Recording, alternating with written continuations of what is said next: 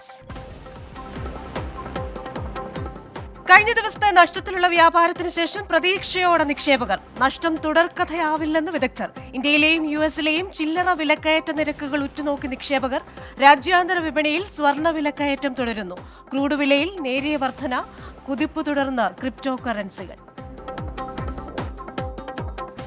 ChatGPT മാതൃകയിലുള്ള ഇന്ത്യയുടെ സ്വന്തം AI മോഡൽ ഹനുമാന്റെ ആദ്യ പതിപ്പ് ഈ മാസം അവസാനത്തോടെ പുറത്തിറങ്ങും.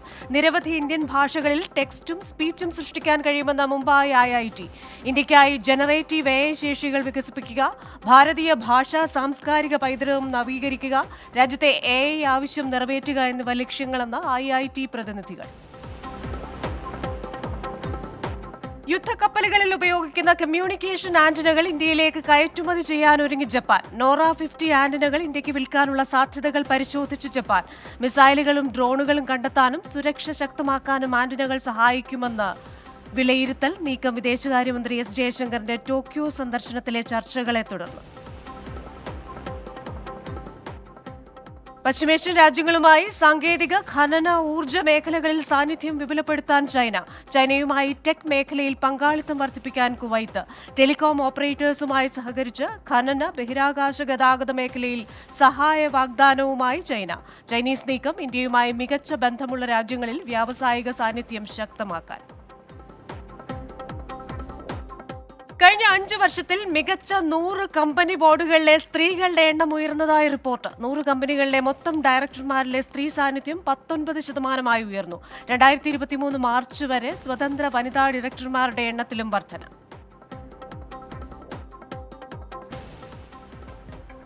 ബിസിനസ് മേഖലയിൽ നിന്ന് നല്ല ചില വാർത്തകളും വരുന്നുണ്ട്. റബ്ബർ കർഷകർക്ക് ആശ്വാസമായി റബ്ബർ വില കൂടിയെന്ന വാർത്ത വരുന്നുണ്ട്. റബ്ബർ വില ഇടവേളയ്ക്ക് ശേഷം കിലോയ്ക്ക് 170 രൂപയായി ഉയർന്നു.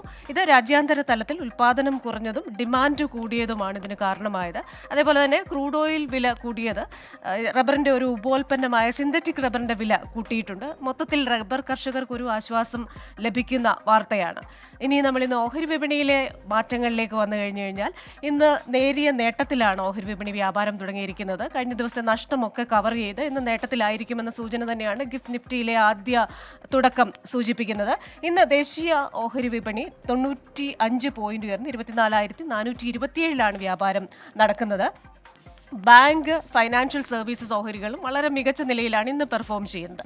ഇനി ബോംബെ ഓഹരി സൂചികയിലേക്ക് വന്നു കഴിഞ്ഞാൽ 376 പോയിന്റ് ഉയർന്ന് 73,878. അതിങ്ങനെ നിരന്തരം നീങ്ങിക്കൊണ്ടിരിക്കുകയാണ്. അതുകൊണ്ട് തന്നെ നമുക്ക് എന്തായാലും നല്ല ഉയർച്ചയിലാണ്. 405 പോയിന്റൊക്കെ ഉയർന്നാണ് ഇപ്പോൾ വ്യാപാരം നടക്കുന്നത്. ഇനി ഡോളർ രൂപ സൂചികയിലേക്ക് വന്നു കഴിഞ്ഞാൽ കഴിഞ്ഞ ദിവസം വരെ രൂപ വളരെ തിളക്കത്തിലായിരുന്നു. എന്നാൽ ഇന്ന് ഡോളറിനാണ് കൂടുതൽ മൂല്യമുള്ളത്. 17 പൈസ കൂടി 82 രൂപ 75 പൈസ എന്ന നിലയിലാണ് ഡോളറിൻ്റെ വ്യാപാരം പുരോഗമിക്കുന്നത്. നമ്മോടൊപ്പം അതിഥിയുണ്ട്. പ്രിൻസ് ജോർജ് ആണ് DBFSന്റെ മാനേജിംഗ് ഡയറക്ടർ.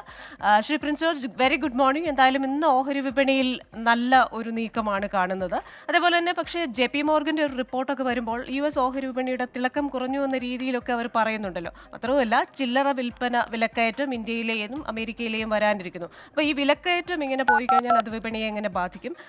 മാത്രവുമല്ല ഇത്തവണ ചോദ്യം ചോദിച്ച് ക്യാഷ് പ്രൈസ് നേടിയിരിക്കുന്ന ടിനു വി തോമസ് എന്ന് പറയുന്ന ഒരു വിദ്യാർത്ഥിയാണ്. അദ്ദേഹം ചോദിക്കുന്നത് എങ്ങനെയാണ് സ്റ്റുഡൻസിന് ഓഹരി വിപണിയിൽ നിക്ഷേപിക്കാൻ ആകുന്നതെന്നാണ്. Good morning Christina. 2 ക്വസ്റ്റ്യൻസ് ആണല്ലോ എനിക്കുള്ളത്. ആദ്യമേ മാർക്കറ്റിനെ പറ്റി പറയാം. മാർക്കറ്റ് ഇന്നലത്തെ ഒരു വളരെ സ്ട്രോങ് ആയിട്ടുള്ള ഒരു കറക്ഷന് ശേഷം ഇന്നിപ്പോ ഒരു റിക്കവറി മോഡിലാണ് മാർക്കറ്റ് ഉള്ളത്. ഇപ്പോൾ ഓപ്പണിംഗിൽ ചെറുതായിട്ടൊന്ന് നെഗറ്റീവായിട്ട് വന്നെങ്കിലും വീണ്ടും അത് 22,400 എന്നുള്ള ലെവലിന് മുകളിലേക്ക് വന്നിട്ടുണ്ട്. ഇന്ന് മാർക്കറ്റിൽ ശരിക്കും പറയുകയാണെങ്കിൽ ഇന്നലത്തെ സെൽ ഓഫ് കൊണ്ട് തന്നെ ഒരു എക്സസീവ് ആയിട്ടുണ്ടായിരുന്ന പൊസിഷൻസ് കുറേയേറെ ക്ലീനപ്പ് ആയി എന്നുള്ളതാണ് ഞങ്ങൾ മിഡ് ആൻഡ് സ്മോൾ ക്യാപ്പിൽ ഇപ്പോഴും അങ്ങനെ ഒരു സ്ട്രോങ് റിക്കവറി കണ്ടിട്ടില്ല. റിക്കവറി മെയിൻ ആയിട്ട് വരുന്നത് റിലയൻസ്, ICICI ബാങ്ക് പോലെയുള്ള ഹെവി വെയ്റ്റ്സിലാണ് റിക്കവറി കാണുന്നത്. ഫിൻ നിഫ്റ്റിയുടെ എക്സ്പയറി ആണ് ഇന്ന്. അതുകൊണ്ട് തന്നെ ബാങ്ക് ഹെവി വെയ്റ്റ്സിലായിരിക്കും ഇന്ന് ആക്ഷൻസ് കൂടുതലായിട്ട് വരാനായിട്ടുള്ള ചാൻസ് ഉള്ളത്. മാർക്കറ്റിലെ ടെക്നിക്കൽ പൊസിഷൻസ് ഒക്കെ പറയുകയാണെങ്കിൽ മാർക്കറ്റിൽ ഒരു വലിയ സെൽ ഓഫിന്റെ ഒരു സ്റ്റേജ് ഒന്നും നമ്മൾ എക്സ്പെക്ട് ചെയ്യുന്നില്ല. എങ്കിലും 22,200 22,500 ഇടയ്ക്ക് നിൽക്കാനാണ് ചാൻസ്. 22,500 600 എന്ന് പറയുന്നത് പല കാരണങ്ങളാൽ സ്ട്രോങ് റെസിസ്റ്റൻസ് ആണ്. ഇന്നലെ നമ്മൾ ഓൾ ടൈം ഹൈ കട്ടിയിരുന്നു. ആ ലെവലിന് മുകളിലേക്ക് ഇന്ന് പോകാനായിട്ട് ചാൻസ് കുറവാണ്. അപ്പൊ ഇപ്പോൾ ഉള്ള ലെവലോ അല്ലെങ്കിൽ ഇവിടെ നിന്ന് ഒരു 50 പോയിന്റോടെ കൂടുതലാണ് നമ്മുടെ ഇന്നത്തെ ട്രേഡിംഗിൽ പ്രതീക്ഷിക്കുന്നത്.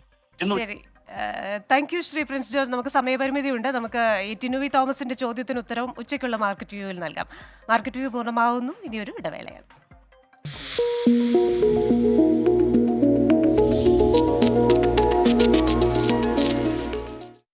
DBFS മാർക്കറ്റ് വ്യൂ സമർപ്പിക്കുന്നത് DBFS wealth management and non banking finance.